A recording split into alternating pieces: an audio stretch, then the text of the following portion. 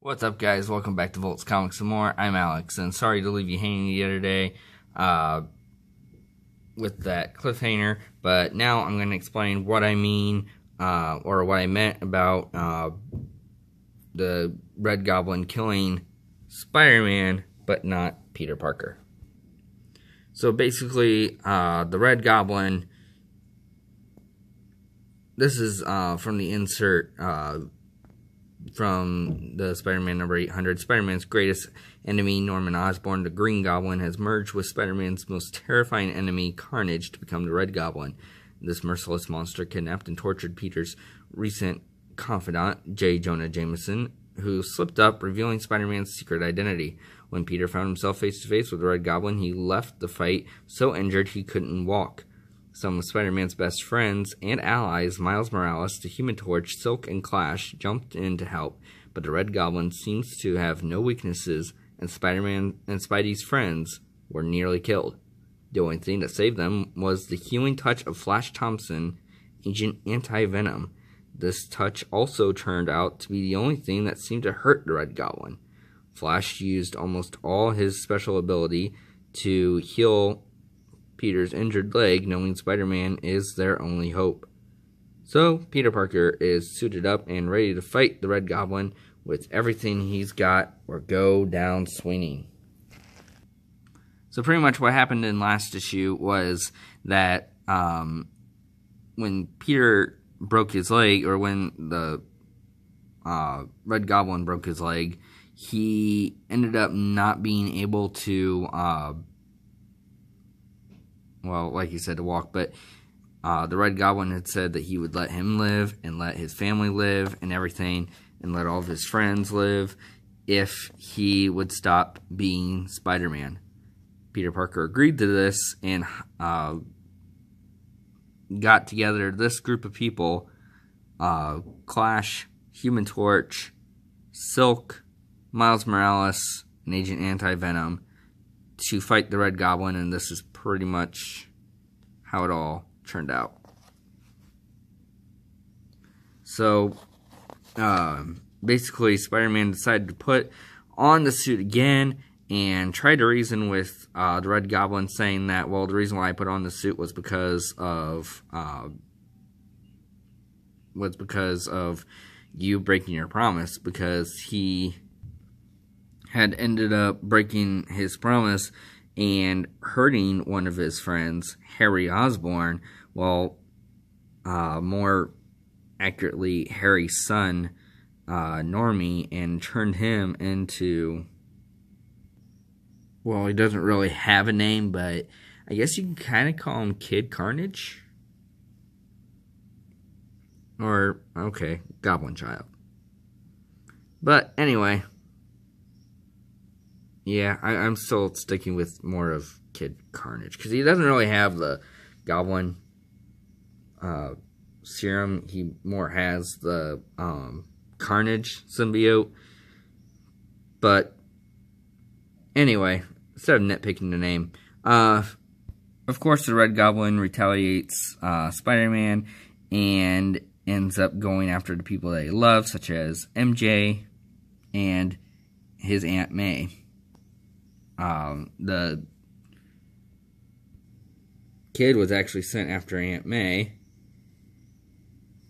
who was then saved by the Superior Octopus, or is now going by Dr. Octopus once again.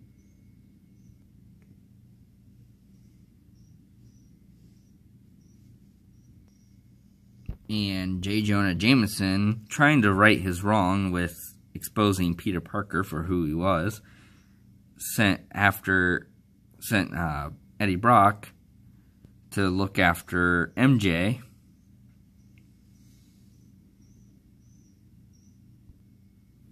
which also doesn't really go well.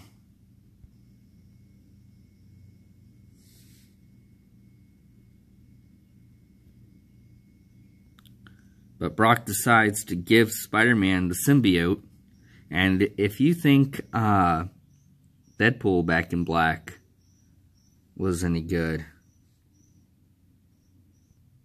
Wait until you see Spidey back in black. Meanwhile, J. Jonah Jameson is cocking up an idea. Doc Ock is getting his butt kicked. But here comes JJJ with the Spider Slayer. But it's a little underpowered.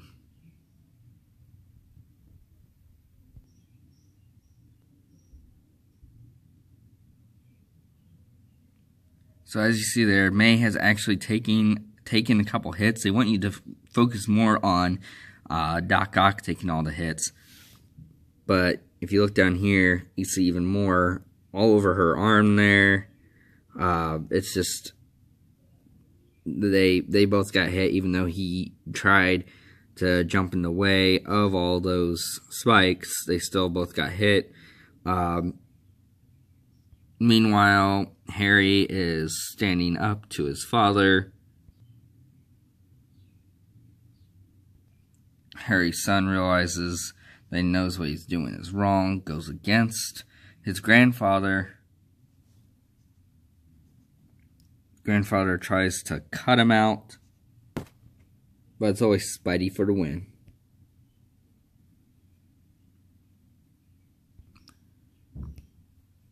And, you know, it's kind of really cool. I mean, they always hope that it's, or, you know, you always know that the hero's going to win, but they always do something that really makes you question just how strong this villain is. So Anti-Venom ends up finding out that all these little needles are actually meant to pinpoint certain nerve damage or pains in like their head, and they are in their brain, and he ends up using his venom or anti-venom healing to wash it all out. So yeah, Normie's not happy about that. I guess you can't really call him Normie anymore because his grandson's name's Normie, but you know who I mean. Oh, and remember when we were talking about the whole with Thanos? Yeah, he totally stole that from him. But again, it didn't work because Flash Thompson pretty much gave up most of his suit just to save everybody. And it was just enough. But Flash isn't exactly himself and isn't really able to withstand, well, so basically Spider-Man is now being dragged away with the Goblin Glider, and the Red Goblin is going after the Flash, or not the Flash, but Flash, who is really, again, not the most stable person right now. And since his anti-venom was the main cause, well, I'm sure you can guess what happens. So Spider-Man takes full advantage of the Venom symbiote and ends up completely going after Norman Osborn, completely filled with rage that he's nearly killing Flash. Ends up shooting him, or not shooting him, but punching him right into the air, landing, or going right through the city, literally.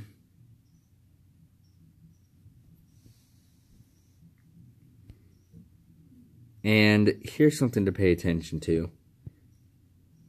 Peter No. don't do this. You need to calm down, please. Why am I reading you this? Well, you'll find out. Parker, listen to me. That suit's good now, or it can be. I know. I helped make it that way. Don't let your rage infect it. Don't you be the reason it goes bad again.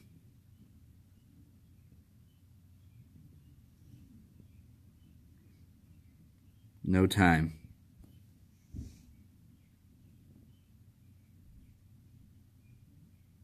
There's always a way out of this.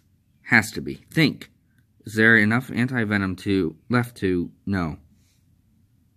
The suit, if it rejoined with you, maybe it could, or it could die too. Then where would you be? You need this edge. People are in danger. You just sent the Red Goblin into the heart of the city. People need you. They need Peter Parker, the Amazing Spider-Man, my hero, my friend.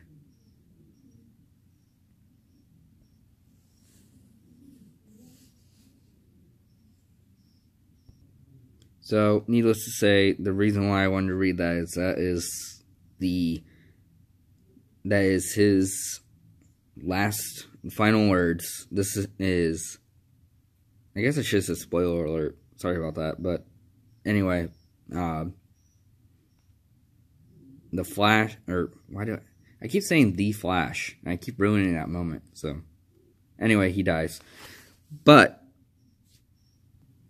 back to the main event.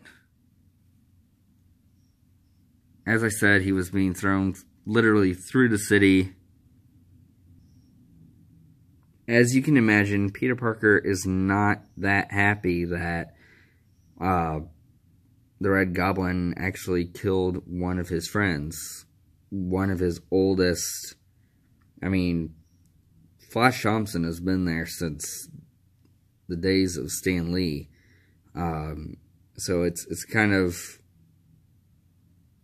odd, or, well, I mean, not really odd. It's just, it's very, very, it leaves a mark on the Spider-Man, in the Spider-Man universe, that, you know, Flash Thompson is actually dead, because he's a very important part of the Spider-Man universe. So,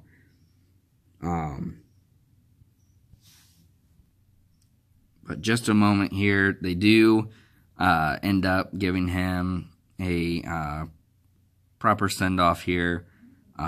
He was a war veteran, and he lost both his legs, and that's when he was bonded with the Venom symbiote for the first time. He became Agent Venom, joined up with the Guardians of the Galaxy at one point, came back to Earth.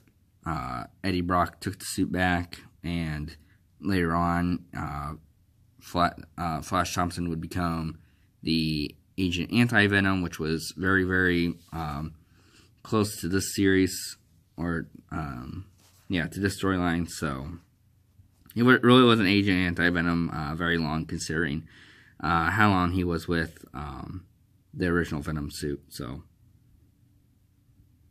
but yes, just a moment for a very well-known character and very important piece for the Amazing Spider-Man history.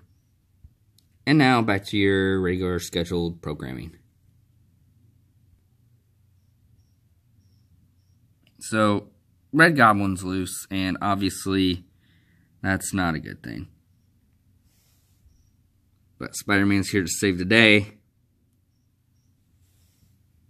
And actually, it's kind of really funny how he ends up defeating this guy. So the Red Goblin figures out that it's not just his friends that he can kill to really hurt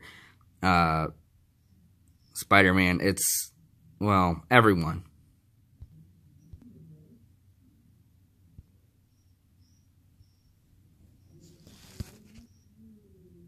So, yeah, in case you couldn't tell in these little short shots here that I've taken, just everything's breaking loose. It's just everything's blowing up, blown way out of proportion, way too much for Spider-Man. So there's just one move left. He makes Norman Osborn realize that he's not just one person, but he's actually two. That if he ends up killing Spider-Man, then they're not going to remember him as Norman Osborn. They're going to remember as a Carnage symbiote, as Cletus Cassidy.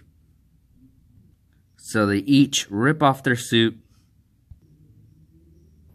and they go mano a mano.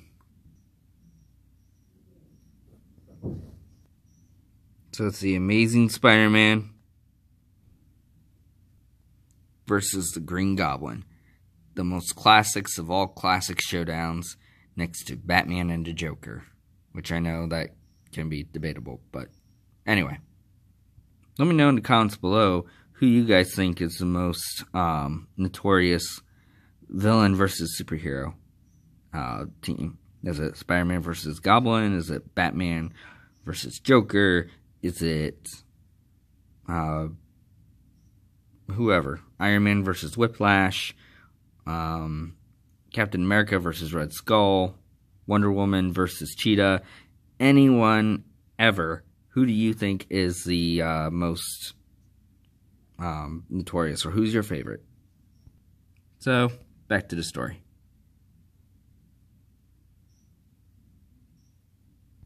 And don't worry about that last shot. Spider-Man always comes up with something inspiring just to get him through.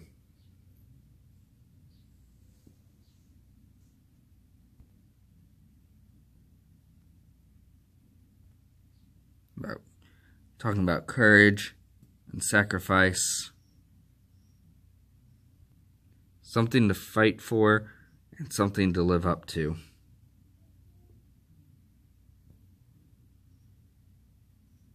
And ultimately defeating the Green Goblin. And also by throwing a burning motorcycle on the symbiote, defeating Carnage, because Carnage is weak against fire without that Goblin serum. J. Jonah Jameson tries to end this once and for all. And of course, Spider-Man just can't let anybody die. Even if it is Green Goblin.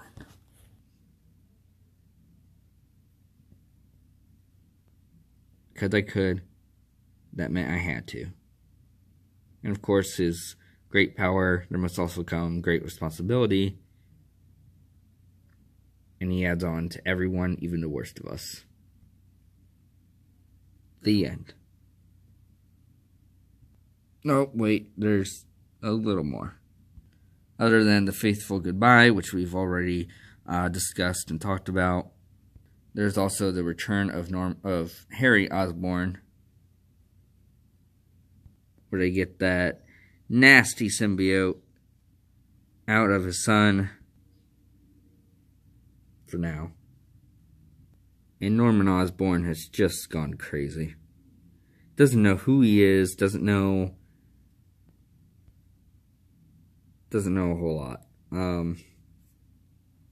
Just kind of more of a, speaking of Batman versus Joker, just more of a Joker character now, to be honest. Spider-Man wants to know if Norman Osborn knows who he is, and of course Norman, being crazy, is saying he's Norman Osborn. So Spider-Man asks who he thinks he is. So we'll just leave it at that. And that is the end of the story. I hope you guys enjoyed the story. As you can tell, what I meant by earlier about killing Spider-Man and not Peter Parker was that he had to make that deal, but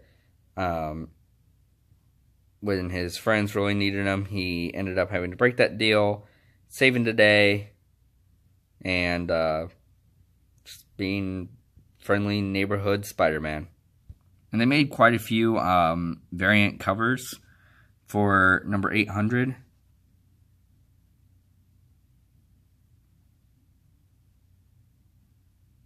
Let me know in the comments below which one you guys like better.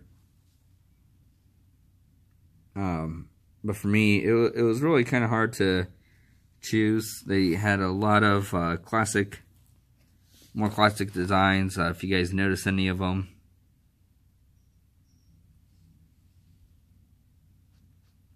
I could not find that one. In all honesty, that probably would have been one of my favorite ones. But ultimately, I did end up going with this one here, with all of them on it. And this is the cliffhanger that they do leave you on. So, can't wait to see what that's going to be all about. And, yeah, so anyway, I really hope you guys enjoyed this video. Thank you guys again so much for watching. I definitely recommend reading it, and like I said, this is number 800 is part of Go Down Swinging storyline, and is definitely a very worthwhile reading storyline. And also before that, to kind of follow up on it, the Threat Level Red, definitely a good series to get into and everything. So anyway, again guys, I hope you guys enjoyed this video, and thank you guys so much for watching. Don't forget to subscribe to my channel if you're new, and also don't forget to hit the bell to get notified when I put out a new video. If you could drop some likes so that we can get some more of these videos out, so we can hopefully get some more subscribers and I can make some more videos and everything, that'd be awesome. See you guys next time. Bye-bye.